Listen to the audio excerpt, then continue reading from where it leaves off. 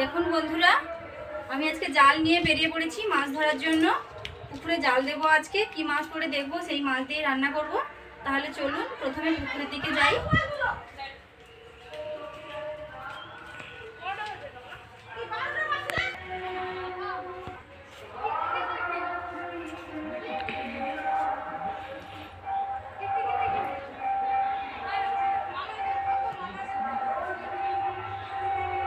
জাল নিয়ে চলে এসেছি।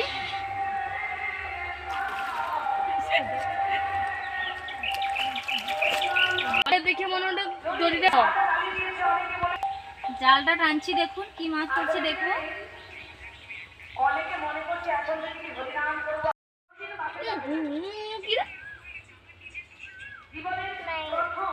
বড় মাছ,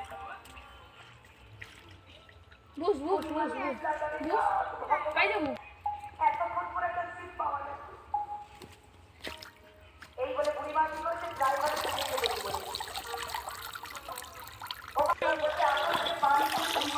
দেখুন সব পোনা মাছ পড়েছে।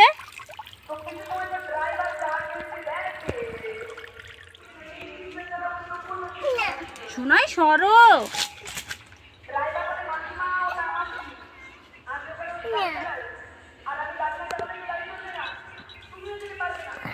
সব পোনা মাছ পড়েছে।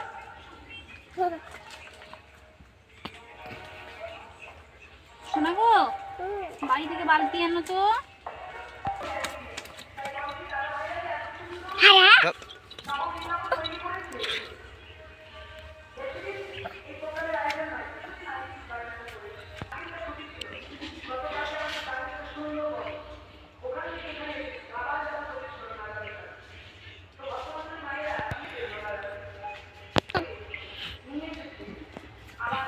শোনাই নিয়েছো, এখানে দাও, বালতিতে রাখো, রেখে দাও।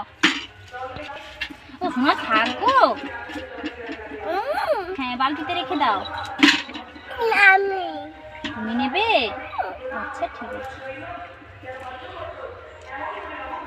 এই নাও রেখে দাও।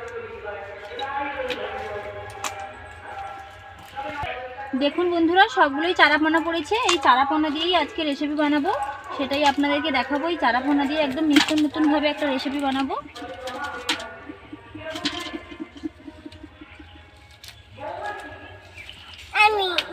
তুমি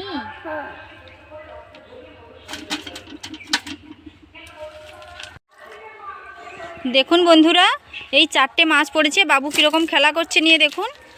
এগুলো দিয়েই কেটে আজকে রান্না করব। সোনা খেলছো? বাবু একদম মাছগুলোকে কিভাবে ঘাঁটছে দেখুন, সব একটা একটা করে বের করছে। বাবু বন্ধুদের মাছ দেখাও। সোনা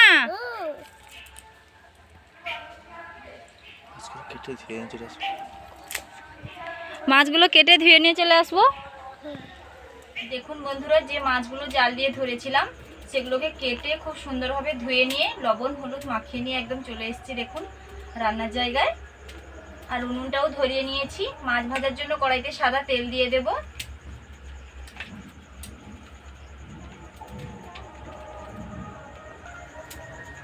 ভাজার জন্য মাছগুলো দিয়ে দেবো। তেলটাও গরম হয়ে গেছে।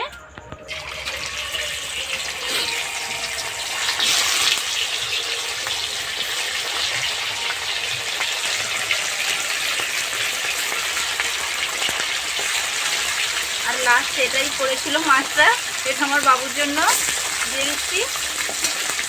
মাছগুলোকে লাল লাল করে ভেজে নেব প্রথমে। এগুলো খুব সুন্দর লাল লাল করে ভেজে নিয়েছি দেখুন, খুব সুন্দর লাল লাল করে ভেজেছি, দেখতেই পাচ্ছেন। এখন প্লেটের মধ্যে তুলে নিচ্ছি।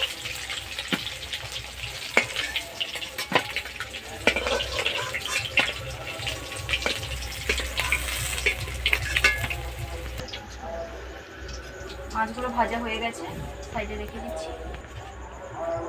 একই তেলে কড়াইতে আমি পেঁয়াজ বাটা দিয়ে দেবো।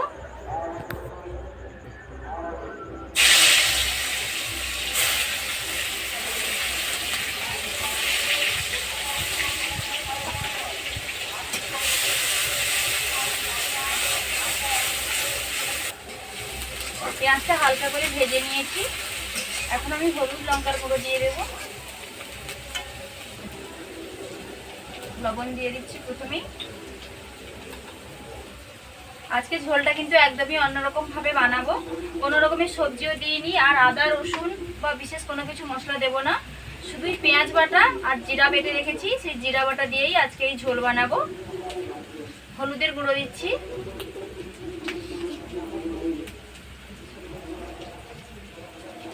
লঙ্কার গুঁড়ো দিয়ে দেবো,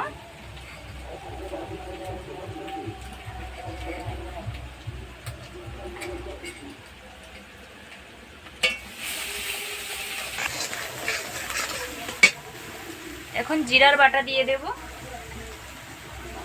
বাটা জিরেতে অল্প করে একটু জল মিশিয়ে দিয়েছি, দিয়ে দিচ্ছি।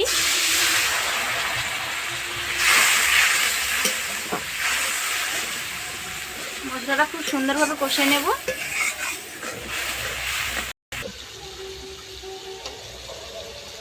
চিনি নিয়েছি দেখুন, কিছুটা চিনি এখন দিয়ে দেবো। আর মশলাটাও প্রায় কষানো হয়ে এসছে, দেখতেই পাচ্ছেন তেল উঠে উঠে যাচ্ছে। এখন আমি চিনিটা দিয়ে দিচ্ছি।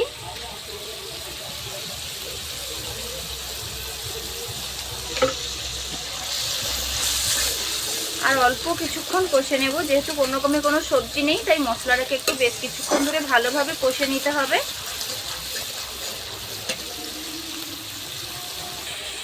মশলাটা খুব সুন্দরভাবে কষে নিয়েছি দেখুন। এখন আমি জল দিয়ে দেব। মশলাটা কষানোটা কতটা সুন্দর দেখতে লাগছে দেখুন।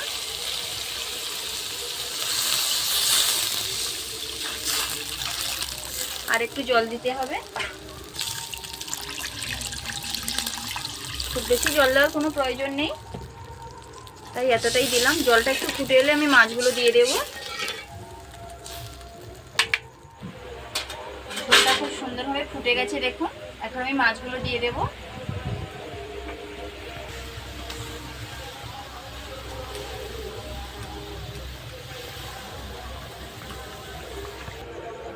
দুই থেকে 3 মিনিটের জন্য ঝোলটা ফুটবে, ফুটলেই রেডি হয়ে যাবে আমার পোনা মাছের ঝোল। একদমই নিত্য নতুন রেসিপি এটা, আপনারা দেখলেই বুঝতে পারবেন যে কতটা নিত্য নতুন, আর স্বাদেও কিন্তু একদম অসাধারণ। তবে বাড়িতে বানিয়ে খেতে হবে, একদম শুনলে কিন্তু হবে না, তাই একবার প্লিজ বাড়িতে বানাবেন। পোনা মাছ আনলে খেতে কীরকম লাগলো অবশ্যই করে আমাকে কমেন্ট করে জানাবেন। ঝোলটা একটু ফুটে যাক। ঝোলটা খুব সুন্দরভাবে রেডি হয়ে গেছে দেখুন। একটু পাতলা পাতলা ঝোল রয়েছে, খেতে ভালো লাগবে, বিশেষত গরম ভাতের সঙ্গে কিন্তু ভীষণ ভালো লাগবে এরকম পাতলা ঝোল। তো বন্ধুরা, যদি আমার এই রেসিপিটি ভালো লেগে থাকে প্লিজ লাইক কমেন্ট ও শেয়ার করতে ভুলবেন না। এরকম আরও নিত্য নতুন রান্নার ভিডিও পাওয়ার জন্য অবশ্যই করে আমার চ্যানেলটিকে সাবস্ক্রাইব করবেন, কারণ আপনাদের একটা সাবস্ক্রাইব আমাকে মনে অনেক উৎসাহ দেয় নিত্য নতুন রান্নার ভিডিও বানানোর জন্য। তাই অবশ্যই করে আমার চ্যানেলটিকে সাবস্ক্রাইব করবেন।